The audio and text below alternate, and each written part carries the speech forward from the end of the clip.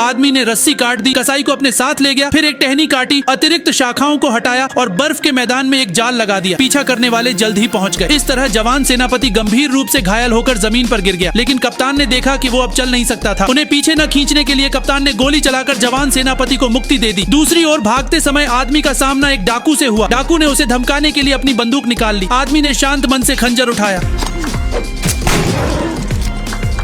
फिर आदमी ने खड़े शरीर को अपने साथ लिया। फिर आदमी एक बारूदी सुरंग के मैदान में पहुंचा, घोड़े को घास के ढेर में छुपाया और एक टेबल के पास जाकर वहां छिप गया। इसी दौरान बारूदी सुरंग के मैदान के मालिक को घोड़ा दिखाई दिया। उसे लगा कि आदमी एक चोर है, तो उसने उसे तुरंत घेर लिया और बेहोश कर दिया। जब आदमी को होश आया तो वो तंबू में बंधा हुआ था। आदमी ने देखा कि सामने वाला बहुत चालाक नहीं था। उसे संदेह हुआ। उसने उसे उकसाना शुरू किया।